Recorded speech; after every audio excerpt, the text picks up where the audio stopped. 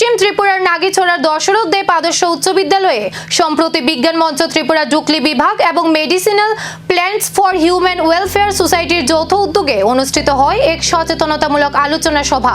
অনুষ্ঠানে জলবায়ু পরিবর্তনের প্রভাব, পরিবেশ সংরক্ষণে মানুষের দায়িত্ব, নেশার কুফল এবং মাদক মুক্ত সমাজ গঠনের গুরুত্ব নিয়ে ছাত্রছাত্রীদের সামনে বিস্তারিত আলোচনা করা হয়। পাশাপাশি ঔষধি গাছের সংরক্ষণ, পরিচর্যা এবং মানব কল্যাণে এর বহুমুখী উপকারিতা সম্পর্কেও তাদের সচেতন করা হয়। অনুষ্ঠানে উপস্থিত ছিলেন সমাজকর্মী সঞ্জয় চক্রবর্তী, অধ্যাপক নীলিমাঙ্ক দাস, অজয় কুমার চক্রবর্তী, অজিত দাস সহ বিজ্ঞান মঞ্চের অন্যান্য সদস্যরা। আলোচনা সভার পাশাপাশি পরিবেশ ও বিজ্ঞান ভিত্তিক একটি কুইজ প্রতিযোগিতারও আয়োজন করা হয়।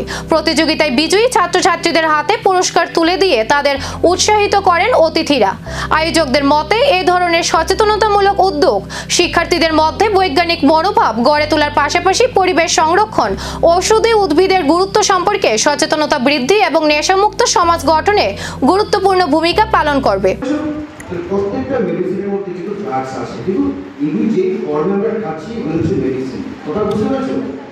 এখন আমরা যে আলোচনা করছি সেটা হচ্ছে ড্রাগ এডিকশন, অর্থাৎ যেটা মেডিসিন না, যেটার জন্য ডাক্তারের কাছে যেতে হচ্ছে না, যেটা তোমার আশেপাশে অন্যান্য বিভিন্ন আজে বাজে ভাবে অ্যাভেলেবল থাকে, ওইখান থেকে যখন আমরা নিয়ে নিই ড্রাগসগুলোকে, ওটাকে বলছে ড্রাগসের এডিকশন। ওই যে ড্রাগসগুলো আমরা নিচ্ছি, তোমরা কি শুনতে পাচ্ছ আমার কথাগুলো? শুনতে পাচ্ছ তো? এই যে ড্রাগসগুলো আমরা খাচ্ছি, এবং দেখো ড্রাগসের এডিকশনটা কিভাবে শুরু হয়েছে। ড্রাগস এডিকশনটা কিভাবে শুরু হয় বলতো? তোমরা কি কেউ জানো ড্রাগসের এডিকশন কি করে শুরু হয়?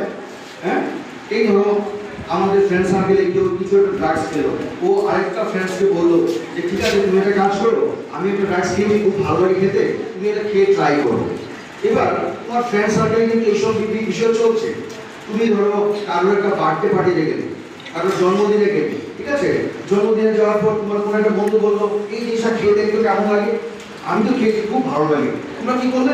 তোমরা ব্যাপারে ভালো যেহেতু লাগে আমি ওকে খেয়ে ট্রাই করি। তুমি কিন্তু ট্রাই করার জন্য খাচ্ছ, খাবার তোমরা খাচ্ছ না। একদিনের এই সচেতনতা কর্মসূচি কতটা প্রভাব ফেলবে আগামী প্রজন্মের চিন্তা ভাবনায়, সেই উত্তরই মিলবে সময়ের সঙ্গে।